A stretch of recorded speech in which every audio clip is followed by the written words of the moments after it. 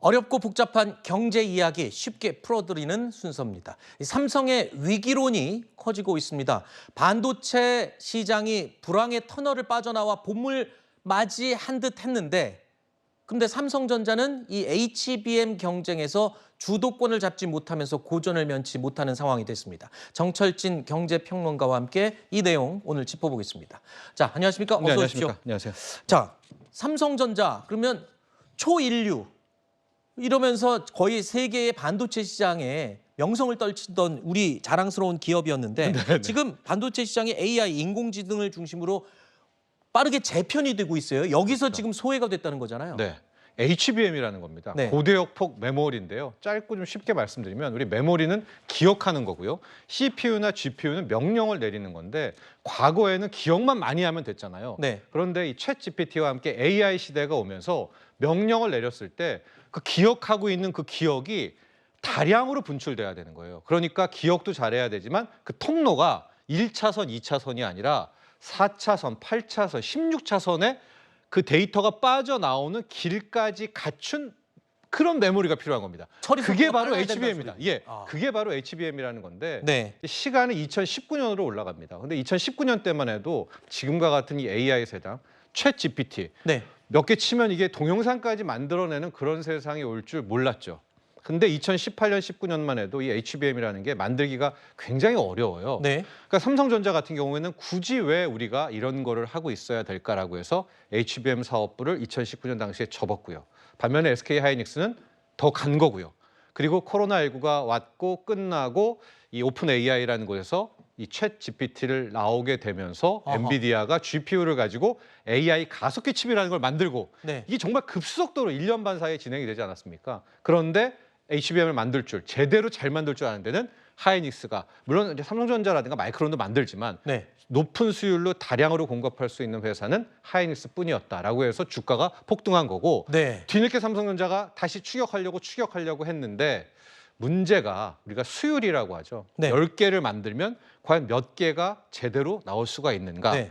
지금 SK하이닉스는 70%, 80%까지 끌어올렸다고 해요. 아하. 그런데 세간에 떠돌기는 삼성전자의 HBM 이제 3 이 관련해서는 아직도 30%도 아. 안 된다. 그러니까 이러면은 뭐 주문하는 데가 엔비디아거든요. 뭐 주문을 할 수 없지 않겠습니까? 그렇죠. 네.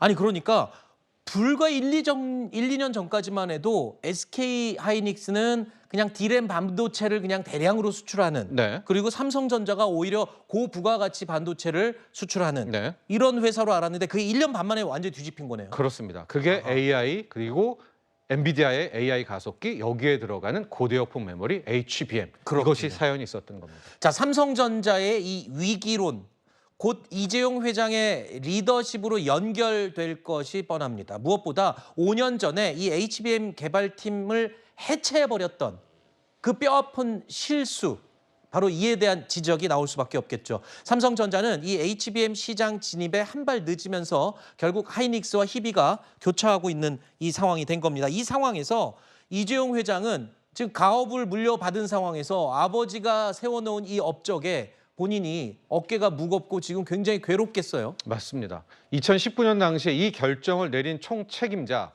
시장에서는 김기남 고문이다. 이제 전전 반도체 수장이었죠. 생각을 하지만 결과적으로 삼성전자의 의사결정 구조를 생각해 본다면 이재용 회장이 책임을 질 수밖에 없는 그런 상황 아닙니까? 네. 그런데 이제 삼성전자가 뭐 다시 한번 해보겠다라고 해서 HBM3 이게 이제 4세대거든요. 네. 여기는 놓쳤다. 그 대신 5세대 HBM3E 익스텐션입니다. 3E 시대에서는 우리가 잡겠다. 8단, 12단 이야기를 했는데 지난주 금요일 날 로이터에서 속보가 나오면서 이거 역시도 지금 테스트 실패다.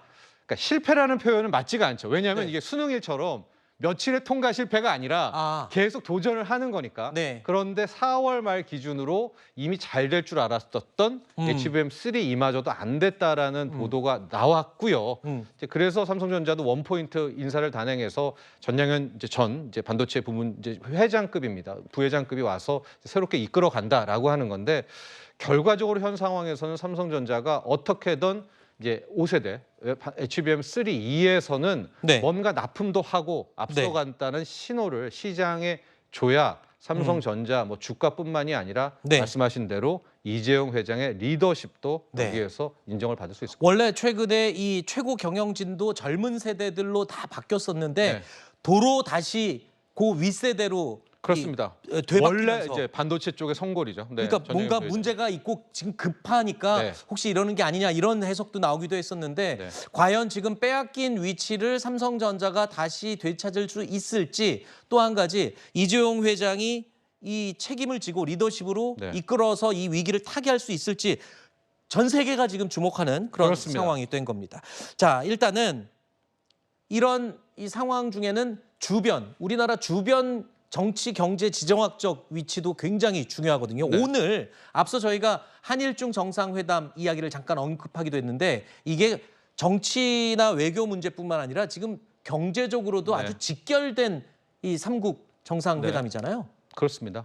그래서 삼국 정상회담에서 우리가 두 가지 포인트를 봐야 되는데 앞서 말한 반도체 같은 경우가 하나가 있고요. 그러나 더 중요한 것은 이제 한중 FTA 2단계로 들어갔을 때 네. 우리가 수혜보는 업종 이렇게 나눠볼 수가 있을 것 같아요. 삼성전자가 이번에 좀 기회를 발판을 삼아서 다시 올라갈 수도 있을까요? 그러니까 이게 지금 삼성전자는 엔비디아와 이제 을관계잖아요. 네. 미국 쪽, 특히 미국의 반도체 패권을 후두르면서 우리가 이제 미국에 끌려가는 건데 반면에 중국은 우리에게 구애를 바랍니다. 왜?